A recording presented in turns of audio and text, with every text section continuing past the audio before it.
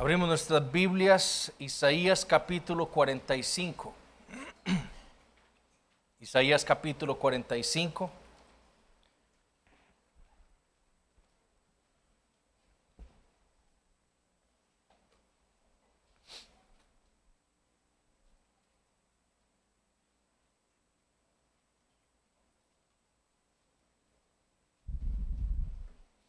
Vamos a leer los primeros 7 versículos. Isaías 45 del 1 al 7.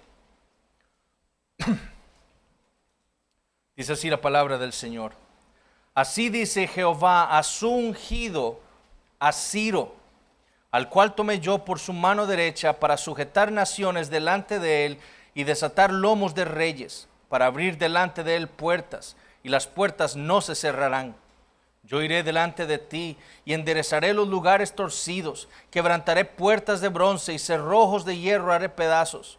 Y te daré los tesoros escondidos y los secretos muy guardados, para que sepas que yo soy Jehová, el Dios de Israel, que te pongo nombre. Por amor de mi siervo Jacob y de Israel mi escogido, te llamé por tu nombre, te puse sobrenombre, aunque no me conociste.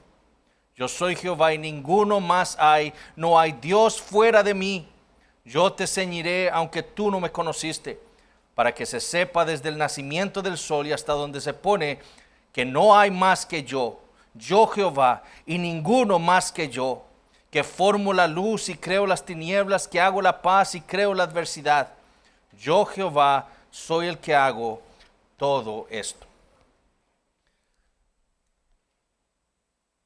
En este trimestre estamos viendo el capítulo 3 de nuestra confesión de fe, que trata sobre la doctrina del decreto de Dios, esa doctrina bíblica, que es lo que la Biblia habla acerca del decreto de Dios. Es lo que estamos estudiando y lo que introdujimos la semana pasada. En Isaías 45 tenemos a Dios hablando de un rey, el rey Ciro, a quien Dios dice que Él lo ha levantado, que Él lo ha ungido. Ciro es el ungido de Dios, va a ser a quien Dios va a usar para destruir naciones. Dios le va a dar a Él tesoros, ¿verdad? Dios le va a dar el nombre. Aunque Ciro no va a conocer a Jehová, al Dios de Israel. Isaías profetizó más o menos en los años 700 antes de Cristo.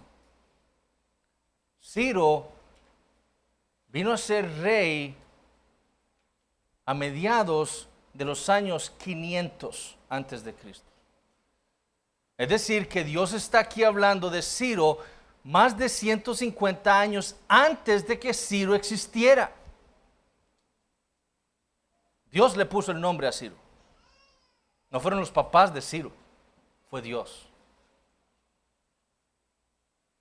Nosotros podemos decir, ¿quién me puso a mí Eduardo Andrés? Para los que no sabían, así me llamo yo, Eduardo Andrés. Pero ¿quién me puso a mí Eduardo Andrés? Y algunos pueden decir, bueno, fue mi papá. Él fue el que decidió ponerme así. No.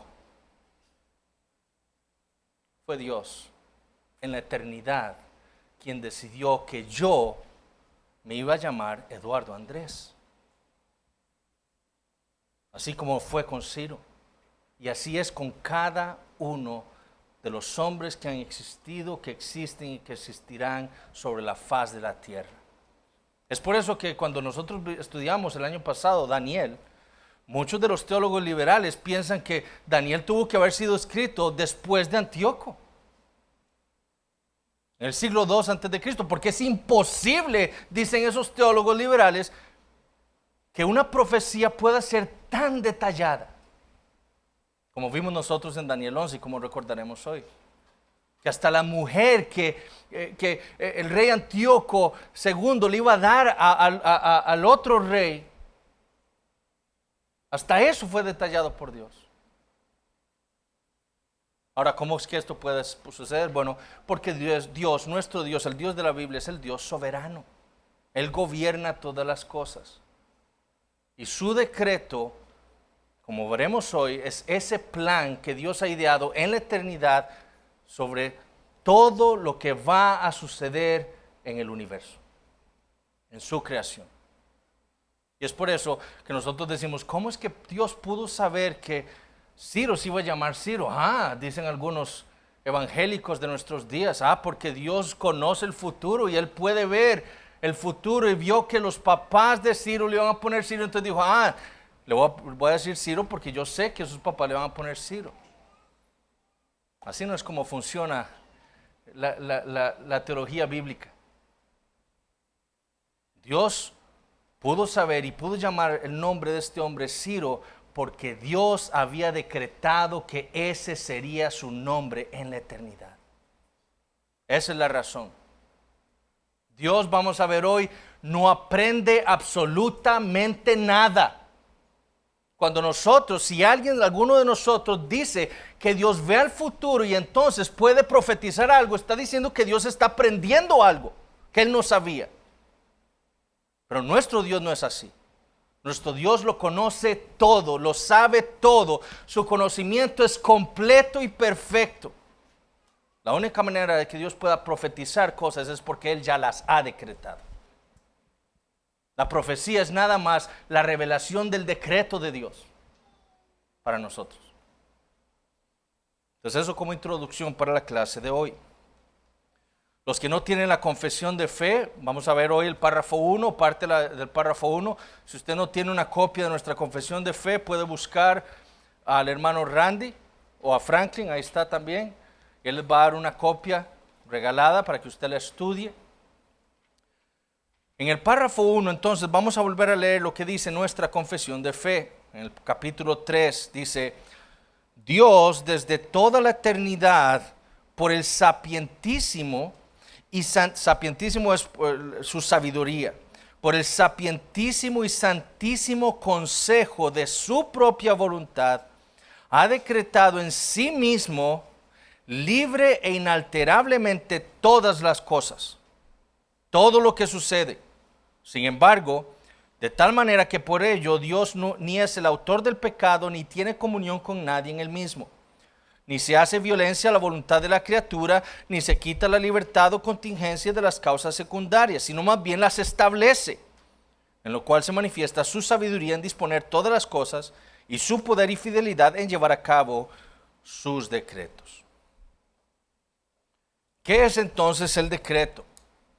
¿Cómo podemos definir el decreto de Dios?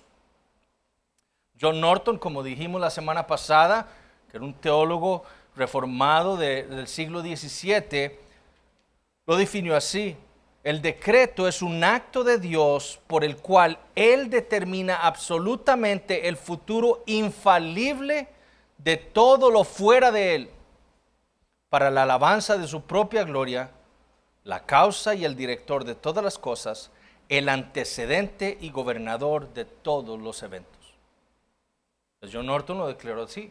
¿Qué es el decreto de Dios? Bueno, es ese acto de Dios de decretar todas las cosas y todo lo que sucede en la creación. El Catecismo Menor de Westminster, la pregunta 7, dice ¿qué son los decretos de Dios? ¿Qué responde la pregunta 7? Dice, ¿qué son los decretos de Dios? Son su propósito eterno, según el consejo de su propia voluntad, en virtud del cual ha reordenado para su propia gloria todo lo que sucede. Él ha ordenado todo lo que sucede. William Ames, fue un pastor, un puritano del siglo XVI, que fue prácticamente uno de los principales teólogos en los que se basaron los bautistas particulares para editar nuestra confesión de fe. En su médula de la teología dice, el decreto de Dios es su decisión firme por la cual Él realiza todas las cosas por medio de su poder todopoderoso, de acuerdo con su consejo. Ese es el decreto. La manera, es el plan por el cual Dios decreta todo lo que ha de suceder, todas las cosas.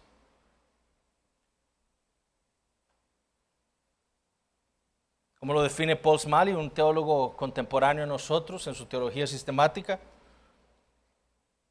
El decreto divino es el propósito eterno y soberano del Dios Trino, basado solo en su voluntad, según su incomprensible sabiduría y bondad, que determina a todas las personas, cosas, acontecimientos y relaciones fuera de sí mismo para su gloria manifiesta en Jesucristo.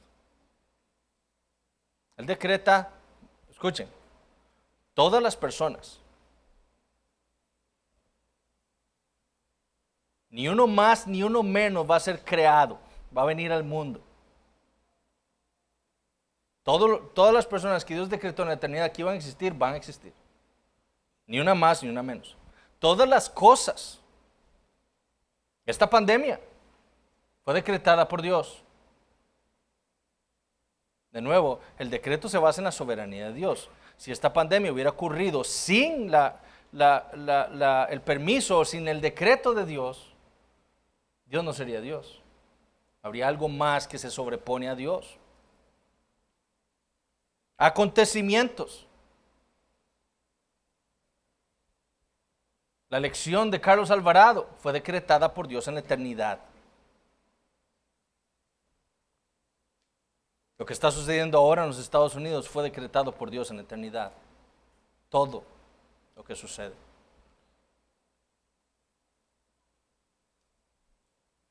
¿Cómo lo define nuestra confesión de fe? Nuevamente, párrafo 1. Dios desde toda la eternidad, por el sapientísimo y santísimo consejo de su propia voluntad, ha decretado en sí mismo, libre e inalterablemente, o sea que no se puede alterar, todas las cosas, todo lo que sucede.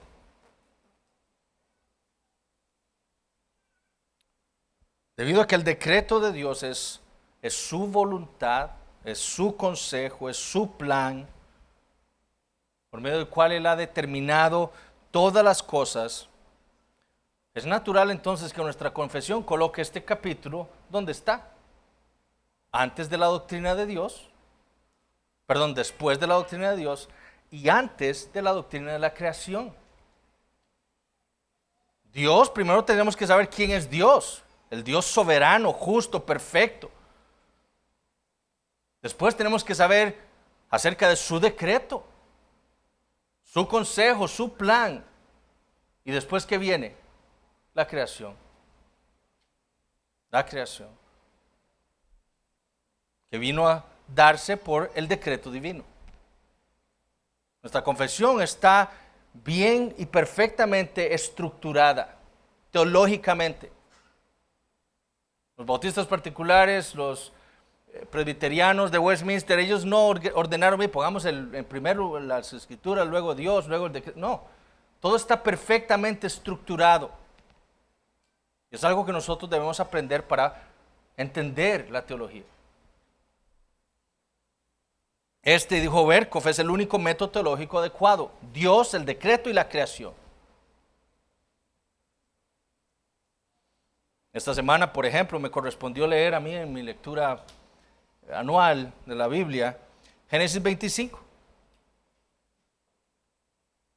que trata sobre la concepción de Esaú y Jacob y cómo esos bebés reñían en el vientre de su madre. Ella estaba desesperada porque le estaba doliendo mucho lo que estaba sucediendo en su vientre. Y hace unos años yo recuerdo a un pastor bautista en los Estados Unidos predicando Romanos 9, que hace referencia a Génesis 25. Y él decía que la única manera en que Romanos 9 dice que Dios aborreció a Esaú fue porque Dios vio el futuro y vio que Esaú iba a ser un hombre perverso y por eso lo aborreció. Y vio en el futuro que Jacob iba a amar a Dios, iba a convertir a él, iba a creer en él, y entonces amó a Jacob. Pero eso no es el argumento de Pablo. Pablo dice que Dios escogió en el vientre, bueno, no ni siquiera en el vientre, o sea que Dios llamó en el vientre a Esaú, que lo aborrecía, y a Jacob, que lo amaba, antes de que ellos hicieran algo bueno o malo. ¿Para qué? Para que el decreto electivo de Dios fuera firme. Para que todos nosotros entendiéramos que es Dios quien elige. Además, si Dios hubiera visto el futuro, ¿qué hubiera visto en Jacob? Un niño mimado, egoísta, ¿verdad? Malo, engañador. En Esaú hubiera visto un joven que amaba a su padre, trabajador, cazador, un hombre de verdad. Pero la sabiduría de Dios no es la sabiduría del hombre. Y Dios amó a Jacob y aborreció a Esaú. Dios no tuvo que ver el futuro, nada. Lo que sucedió en las vidas de Esaú y Jacob sucedió porque Dios lo había decretado en la eternidad. Nada más. Dios, dijo Herman Bavinck, no actúa arbitrariamente,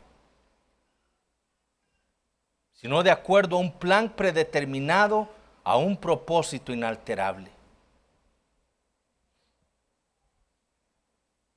Es decir, Dios, por ejemplo, vamos a ver ahora más adelante la caída de Adán, vamos a hablar de eso. Y no fue que Dios entonces cayó a Adán en pecado, se rebeló contra Dios y Dios dijo, ahora sí, ¿qué hago? Ok, ya sé, voy a enviar a mi hijo, a Jesús, a que muera para que salve a los hombres. No. La caída ocurrió porque Dios había decretado traer a su hijo Jesucristo y morir en una cruz para su propia gloria. Como dice Apocalipsis 13:8. Como decía James White, un pastor bautista reformado de los Estados Unidos, hablando de lo que está sucediendo ahora en los Estados Unidos. Él dijo, Dios no está haciendo las cosas día a día. A ver qué hacen los hombres hoy, o cómo tengo que actuar hoy, qué tengo que hacer hoy para que mi plan se cumpla. No. Todo lo que está sucediendo hoy fue decretado por Dios en la eternidad. Dios no está actuando hoy haciendo, a ver qué hago hoy, no. Dios actúa de acuerdo a un plan que ha sido determinado en la eternidad. Como dijo Joel Vicky, Dios no observa los acontecimientos de este mundo de lejos, como un observador en una torre. ¿Qué está pasando allá? ¿Qué están haciendo los hombres en la tierra? Cada día se está ejecutando su plan, ese plan eterno para su creación. Ya se trate de las pautas ordinarias de la vida que apenas percibimos, ¿verdad? La producción de glóbulos rojos por la médula ósea de mi cuerpo, Dios está determinando eso. ¿Está bien? No lo vemos, pero Dios está decretando su plan en eso. O de los extraños acontecimientos que claman por explicaciones extraordinarias. Debemos mirar detrás de todos esos eventos a la causa que es más elevada que todas las demás, es decir, a la voluntad de Dios. Ese maremoto que inundó a Japón, que inundó Asia, ¿quién está detrás de todo eso? Dios.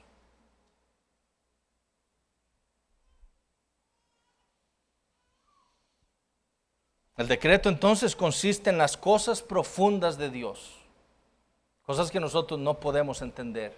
Nuestra mente finita no puede entender la profundidad del decreto de Dios.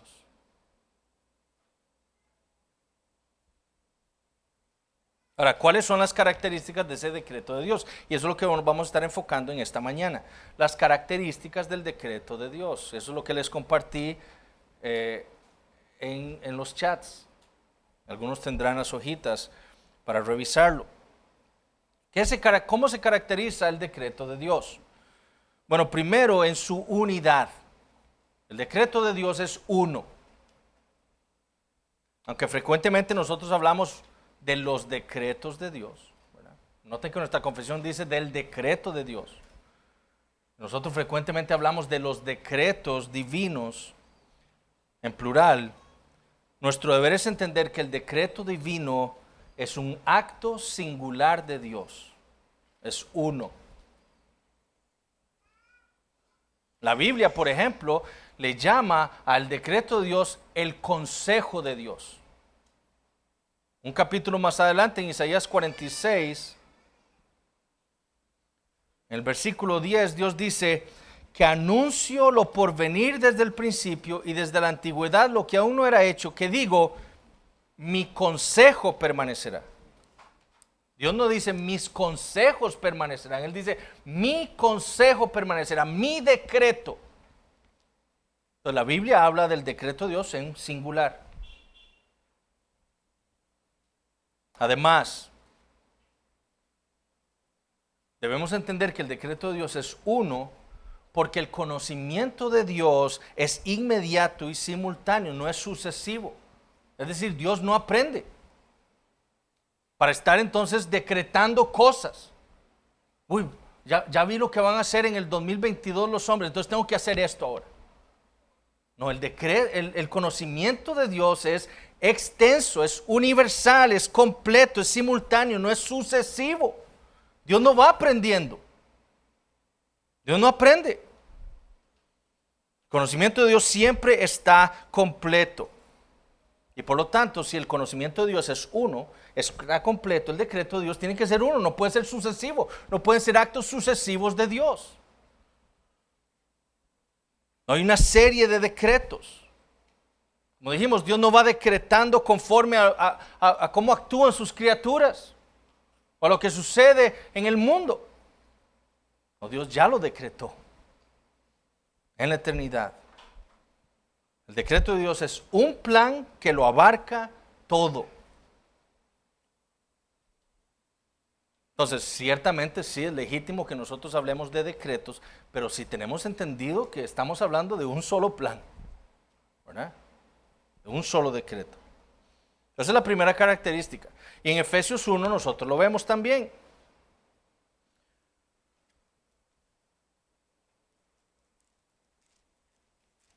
Mi consejo, dice Dios en Isaías 46, en Efesios 1:11 dice, en él asimismo tuvimos herencia, habiendo sido predestinados, conforme a ¿qué? Al propósito. No dice a los propósitos del que hace todas las cosas según el designio de su voluntad. El decreto de Dios es también eterno. Es eterno.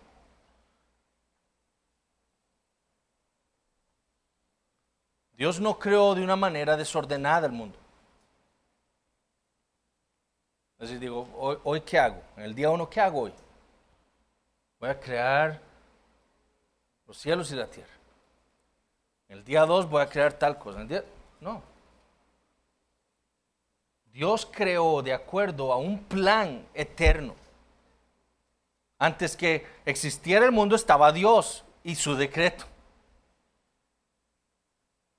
Y cuando vino a existir todo, todo vino a existir de acuerdo al decreto divino, a su voluntad.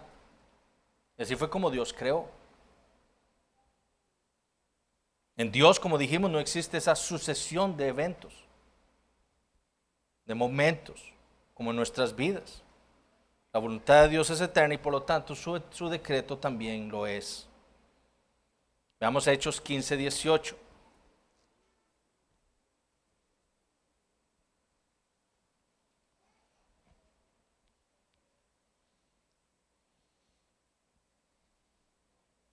Este es el concilio en Jerusalén.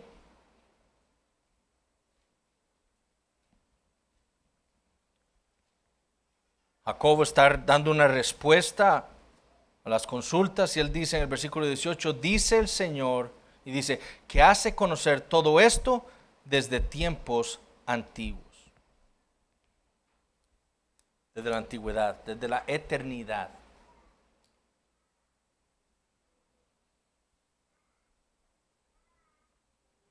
En Romanos 11, por ejemplo, Pablo dice que nadie aconsejó a Dios para crear o para hacer algo en el mundo.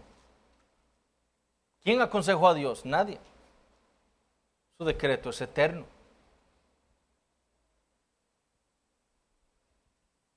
Cuando Adán cayó en pecado, Dios no tuvo que apurarse entonces para iniciar un plan B, un decreto B, porque ya fue frustrado mi primer decreto. No.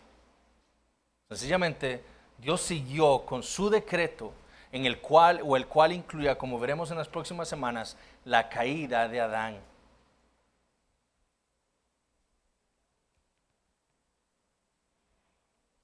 Efesios 1:4.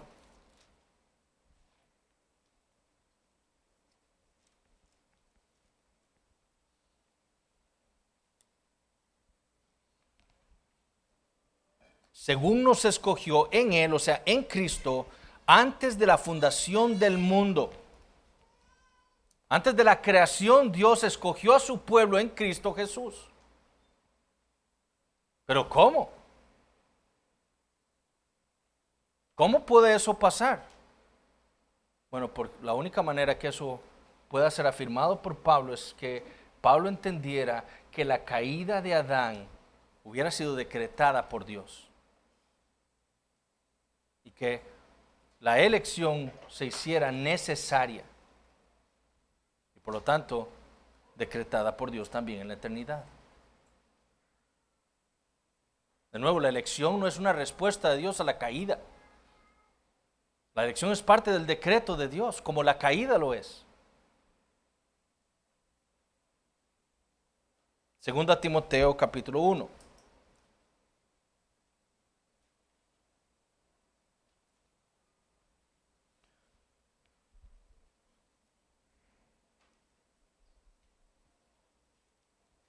Versículos 9 y 10. Quien nos salvó y llamó con llamamiento santo, no conforme a nuestras obras.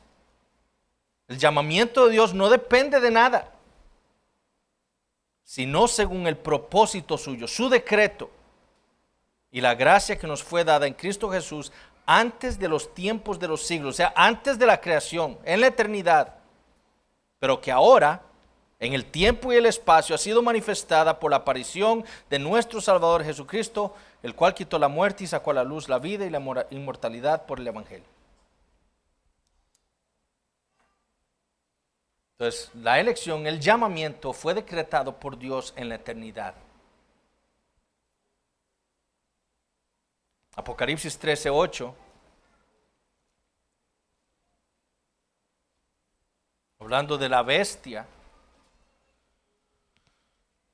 dice el apóstol Juan, y la adoraron todos los moradores de la tierra, cuyos nombres no estaban escritos en el libro de la vida del Cordero, que fue inmolado, sacrificado desde el principio del mundo, literalmente desde antes de la fundación del mundo.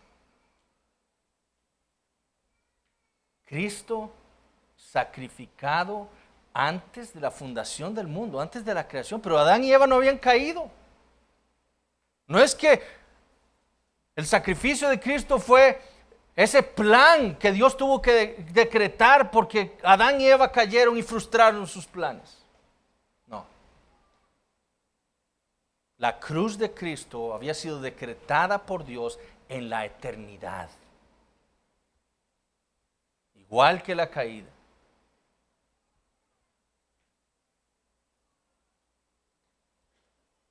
Entonces el propósito del decreto de Dios es eterno. No es temporal, no se da en el tiempo y en el espacio, Dios decretando cosas mientras sus criaturas actúan, no es eterno. Él lo decretó todo en la eternidad. Tercero, el decreto de Dios es soberano. El decreto de Dios no es una petición, no es un deseo de Dios. Ojalá suceda esto. Voy a ver si eso puede pasar.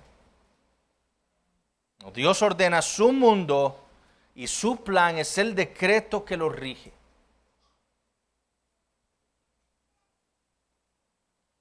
Daniel 4. Daniel 4, nosotros vimos este pasaje el año pasado, Daniel 4.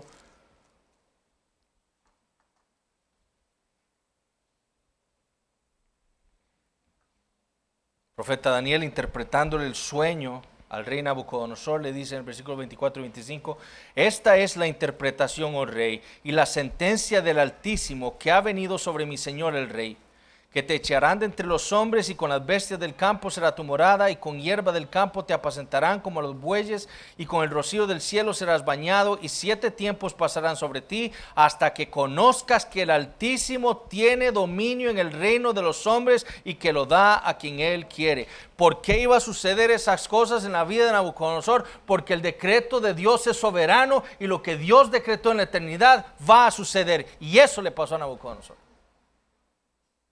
Hasta que él entendió que Dios es soberano, Dios le quitó eso.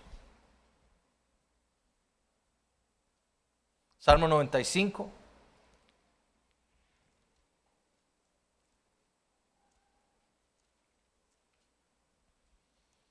Versículos 1 al 6.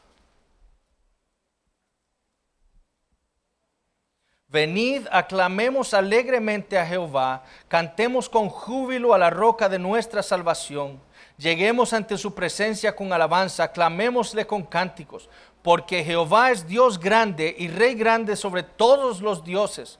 Porque en su mano están las profundidades de la tierra, y las alturas de los montes son suyas. Suyo también el mar, pues él lo hizo, y sus manos formaron la tierra seca. Venid, adoremos y postrémonos, arrodillémonos delante de Jehová nuestro Hacedor.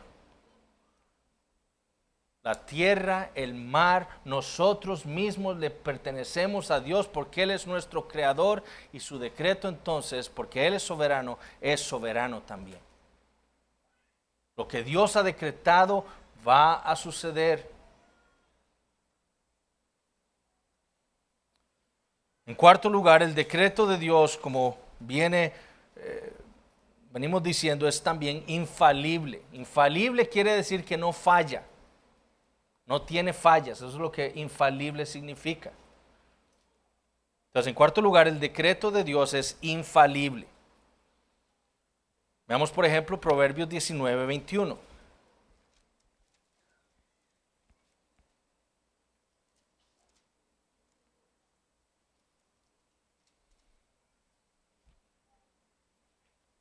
Dice el Señor: muchos pensamientos hay en el corazón del hombre, mas el consejo de Dios permanecerá. Va a suceder. Muchos pensamientos hay en el corazón del hombre. Voy a ir allá, hoy voy a hacer esto. Después voy a hacer esto.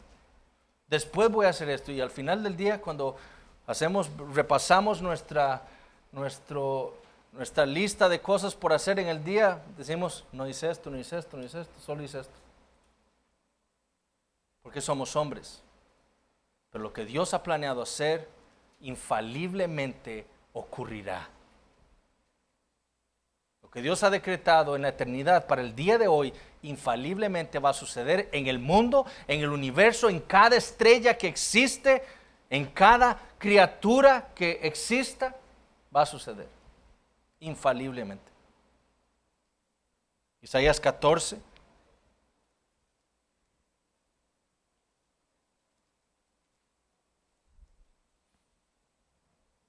Versículo 24. Jehová de los ejércitos juró diciendo: ciertamente se hará de la manera que lo he pensado, y será confirmado como lo he determinado.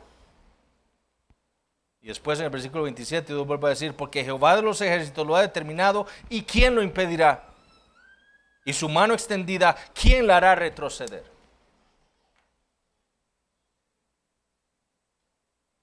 Cuando Dios decretó mi salvación, el día de mi salvación, la manera en la que yo fui salvo, nadie, ni siquiera yo, podía impedir esa salvación. Porque Dios había decretado mi salvación, al igual que la de todos nosotros los que profesamos fe. Nadie puede frustrar el consejo, el decreto divino. Nadie.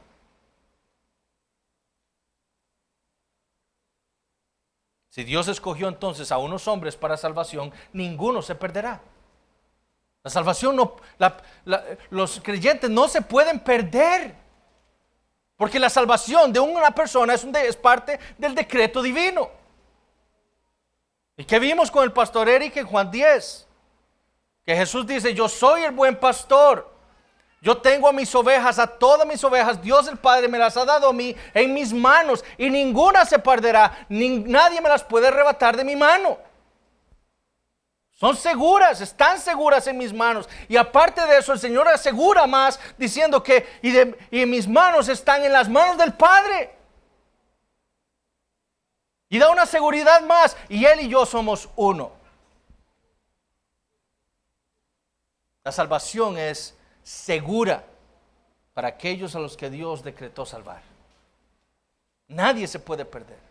Y el que diga que el creyente se puede perder, está diciendo que el decreto de Dios no es falible, que no es soberano, que no es divino, porque puede ser frustrado. Quinto, quizás terminemos con son 13. Vamos a terminar con esta quinta característica del decreto de Dios. El decreto de Dios es inmutable. Como decíamos, nuestros planes frecuentemente tienen que ser cambiados, ¿verdad? Por ejemplo, yo dije hoy voy a ir a la iglesia, vamos a llegar temprano. ¿Y qué pasó? Mi papá se puso mal en el hospital y tuve que pasar primero a verlo a él. Mis planes de llegar temprano se frustraron. Y nuestros planes con frecuencia deben ser cambiados, ya sea porque no fuimos lo suficientemente serios en planear algo. Mañana voy a hacer esta cosa, pero no le pongo la seriedad a eso. Entonces, deben ser cambiados.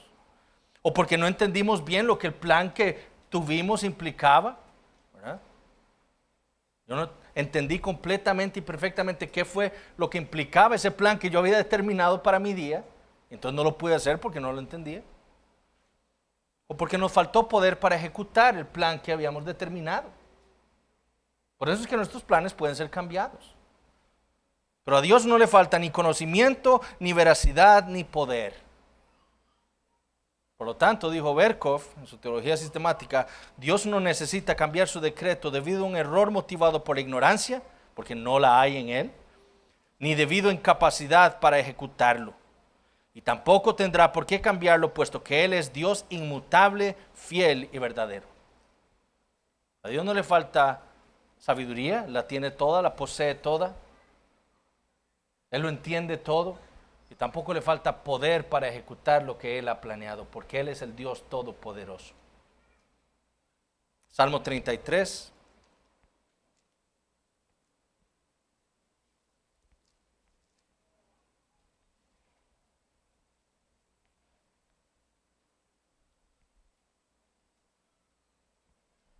Versículos 10 y 11. Jehová hace nulo el consejo de las naciones y frustra las maquinaciones de los pueblos. El consejo de Jehová permanecerá para siempre, los pensamientos de su corazón por todas las generaciones. Entonces nosotros sí planeamos, pero nuestros planes, que dice aquí, sí pueden ser frustrados. ¿Por quién? Por Dios. Pero los consejos de Dios, el decreto de Dios puede ser frustrado, jamás. Es inmutable. En Job capítulo 23, veamos este último, Job capítulo 23.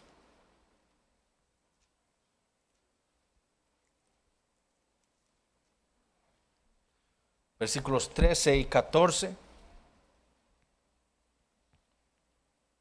Dice Job, pero si Él, hablando de Dios, determina una cosa, ¿quién lo hará cambiar? Eso es lo que mutable significa, que puede cambiar. Pero si Dios ha decretado algo, ¿quién lo puede hacer que cambie? ¿Quién puede hacer que mute el plan de Dios? Su alma deseó, el alma de Dios deseó e hizo. Él pues acabará lo que ha determinado de mí, y muchas cosas como estas hay en Él. El consejo de Dios, el decreto de Dios es inmutable, no puede cambiar. Dios no decretó algo y después dice, no, mejor hacer esto, tú puedes cambiar. Eso indica que Dios no conoce las cosas, que es ignorante o que le falta poder para hacer algo. Pero nuestro Dios es todo sabio, es todopoderoso. Y cuando Él decreta algo, Él lo puede ejecutar. Él no tiene que cambiar nada. El decreto de Dios entonces es inmutable.